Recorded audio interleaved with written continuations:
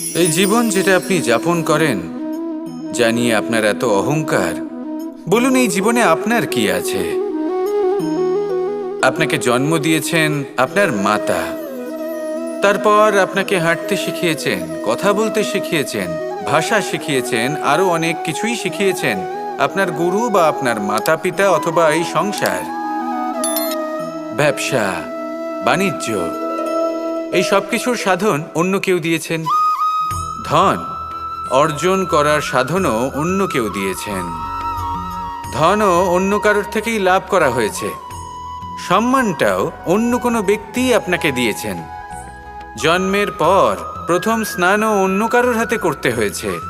মৃত্যুর পরেও অন্তিম স্নানটাও অন্য কেউ করাবে।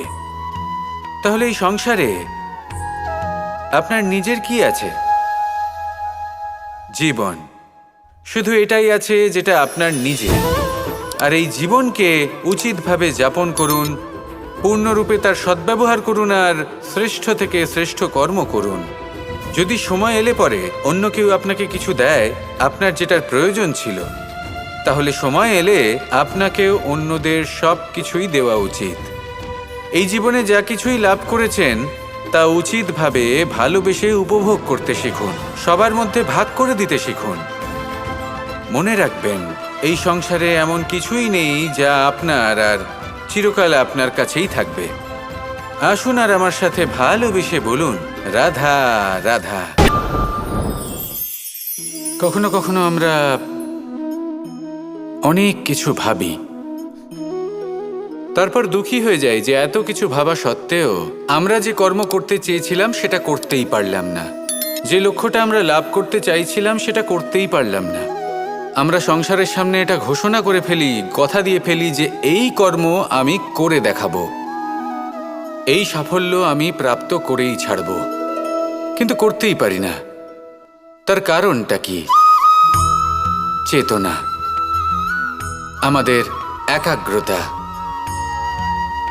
আমরা একাগ্র হয়ে পড়ি এই সংসারকে কিছু প্রমাণ করে দেখানোর জন্য, যেখানে আমাদের একাগ্রচিত্ত হওয়া উচিত নিজেদের কর্মের ওপর।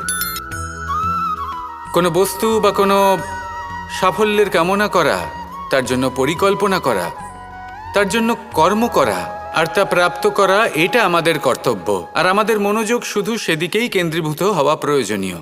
এই সংসারকে বলার কোনো প্রয়োজন নেই। একবার যদি আপনি কর্ম করে দেখান তাহলে সংসার এমনিও দেখতে পাবে। সেই জন্য প্রতিশ্রুতি দেবার পরিবর্তে দৃঢ় সংকল্প করে অগ্রসর হতে থাকুন। শুধু ভাবার বদলে কর্ম করতে শিখুন, আর বলার পরিবর্তে সেটা করে দেখাতে শিখুন। একবার সাফল্য লাভ করুন, তারপর এই সংসারকে বলবেন যে এটা আমি ভেবেছিলাম আর সেটাই আমি করে দেখিয়েছি। কর্ম করুন আর আসুন আমার সাথে ভালোবেসে বলুন, রাধা রাধা।